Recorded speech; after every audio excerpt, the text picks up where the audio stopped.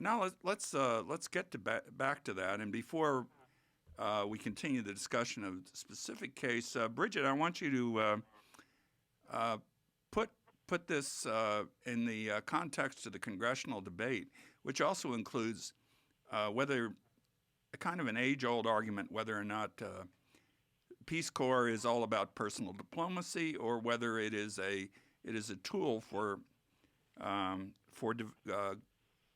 development under USAID. Is that part of the background of this discussion? Well, I think after the WikiLeaks document dump with the diplomatic cables, it's looking like a better route for diplomacy every day. But I think that the role that the Peace Corps does play in development does play into a lot of lawmakers' cases, that they're trying to make for the increased funding for the Peace Corps. This is kind of also in the frame, though, of the fact that when Obama was campaigning for president, he vowed to double the Peace Corps force to about 16,000 volunteers by its 50th anniversary this year, and that he was going to push Congress to fully fund this expansion with a focus on Latin America and the Caribbean.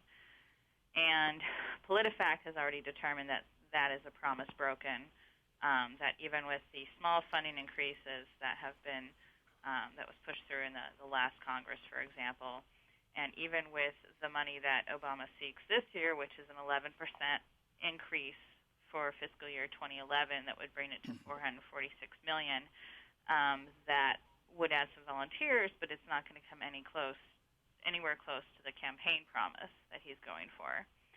So you have some stalwart supporters of the Peace Corps in Congress who are continuing to push for more. Sam Farr, a Democrat from California, in the 111th Congress, he introduced most of the acts in regards to Peace Corps funding.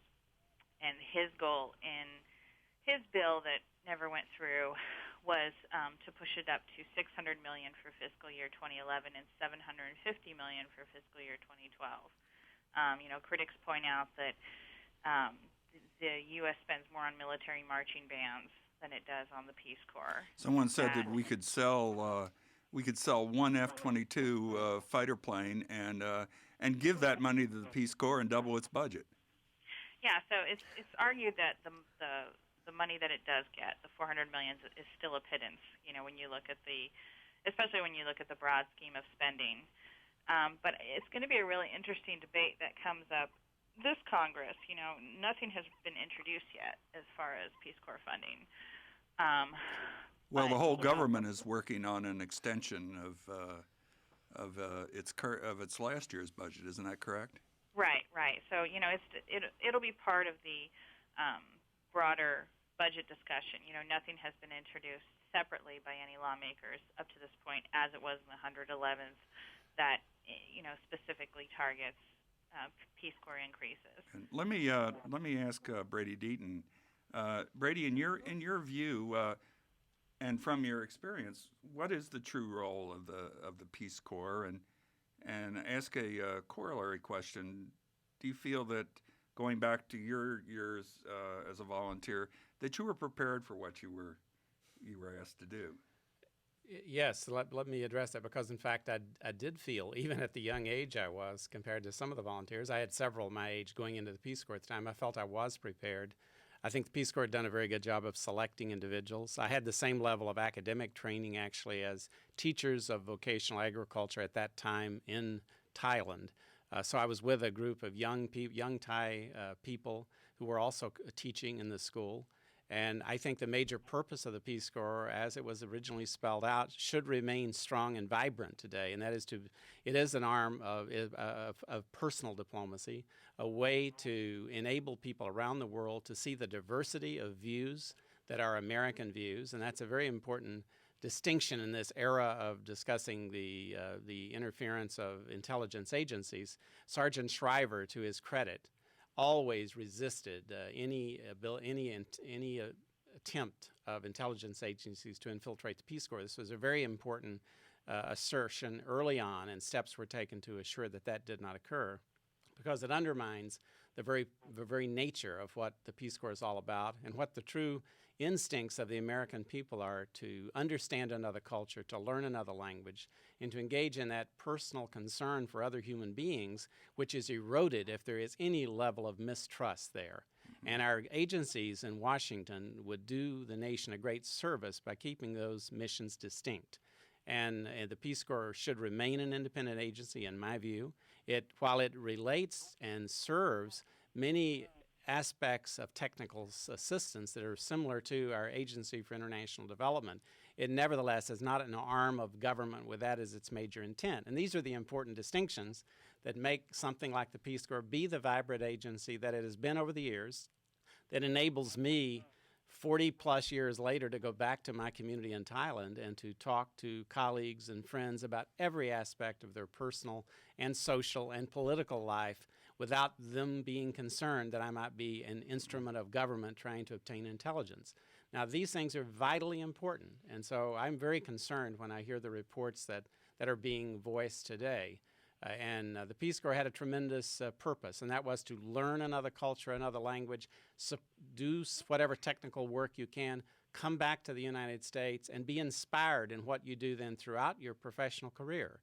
And let me say, for me, for Vicki Wilson, a local state representative who now works for the government here in we're at the university here in Columbia, I know that she represents that view as well as Mike and so many other volunteers who have returned to this country and have been some of the great leaders that we've had here in the United States and everything that they've done. Mike, you're nodding your head vigorously, and I gather you're agreeing with what Brady is saying. Can you give us some perspective, though, about what seems to be an increasing pressure in Washington that we put quantifiable goals and what's essentially a non-quantifiable set of results? Sure. Well, and a quote was coming to mind that I think Colin Powell said is that Peace Corps is America's greatest foreign policy tool as long as it's never used as a foreign policy tool.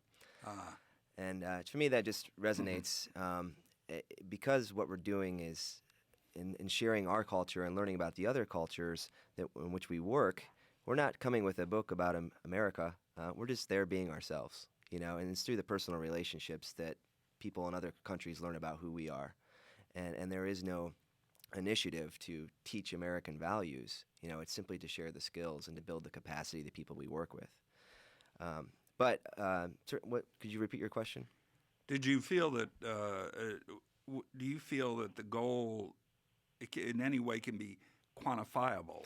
And that seems to be part of the pressure here. Sure, and that's something that I dealt with as a Peace Corps volunteer. We had reports, quarterly reports, and that was something we were asked to do in a very detailed fashion. To quantify number of people that we taught, hours that we taught, projects that we did, how they were funded. There was a pretty significant paper trail associated with the work that we do.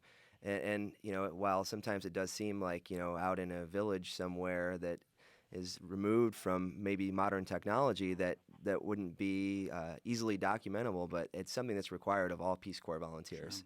Sure. And that is, from my understanding, is it's required so that we can then come to Washington and say, these are the things that we've done, and you can look at it on paper and see quickly. Gene, let me dive back into Bolivia. Are the Peace Corps volunteers back yet, or are they still gone? It's a good question. I'm actually not sure. Mike may be a better person to answer that one. What was interesting, though, is that in 2008, when the Peace Corps instructed and actually physically moved their volunteers out of the country, many of them, I believe over half, chose to leave the Peace Corps and come back to Bolivia. Instead of, finishing out their time in Ecuador and Peru and the other neighboring countries that they were sent to, they felt that the bonds that they had created here, that most of them were at the end of their period here. They felt that those bonds were so important that they came back and finished out their time here, which I think says something. Well, I think it says something remarkable maybe about this country and about those individuals who did really form those solid connections.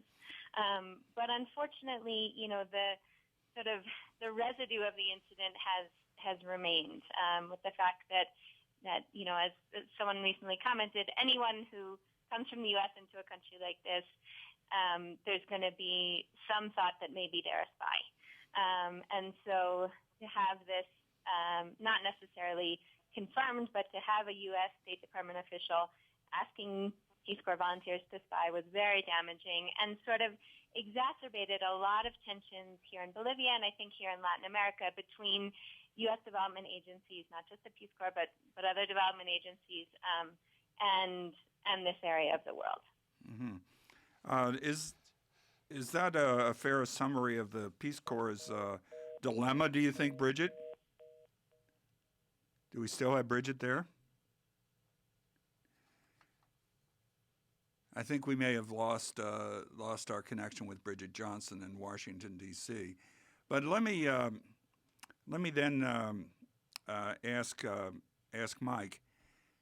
The Peace Corps has more than 80% of its volunteers now in only 3 regions of the world.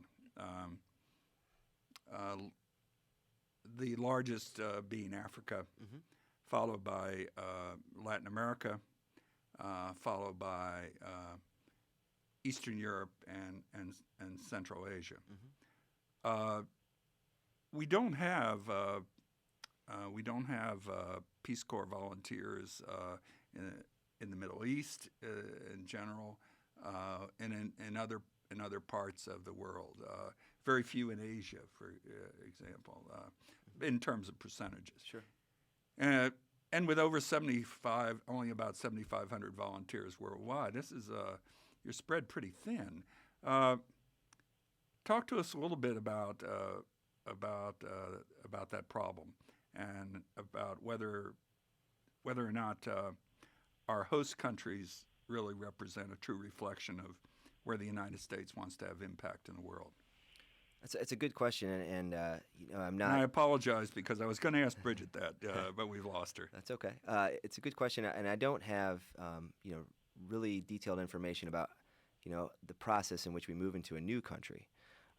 But it has to be at that country's invitation. Exactly. Which is an important point. That is the important point, and we're only in countries where we have a diplomatic relationship, and then have been invited by that country to serve, and we only serve in the areas that that country has identified as areas where they want our expertise. So, what countries are possibly being considered at this point, I don't know, but I would certainly like to see, expansion of the Peace Corps, both in numbers of volunteers who serve and places where we serve. And historically, we have been in Afghanistan and Pakistan and some of the other countries in the Middle Eastern region, but as we've said before, safety and security is our number one concern, and when the administration deems any particular area is unsafe for any reason, they're going to do the best thing they can, and that might be consolidating volunteers into one place, and then eventually it could be evacuating those volunteers. There's no country that I'm aware of that's off the table for future Peace Corps volunteers, but it's something we're constantly evaluating, and then of course continuing to improve the places where we do serve and look for new areas. Okay. I wish we could keep going here, but I need to conclude our discussion. And probably the best way to do that is by quoting from a Facebook message to our show from a recent Peace Corps volunteer currently studying at the London School of Economics. Wendy Lee, who served in Cameroon 2008 to 2010, writes, and I quote, "From the field angle, where there are Peace Corps volunteers, there is American goodwill. I've never heard of a volunteer who is hated by their community. It's always that people love the volunteer and in turn have positive association with Americans. When citizens of foreign countries don't hate Americans, it indirectly makes foreign policy easier to enact." And I guess that's exactly what John F. Kennedy and R. Sergeant Shriver had in mind.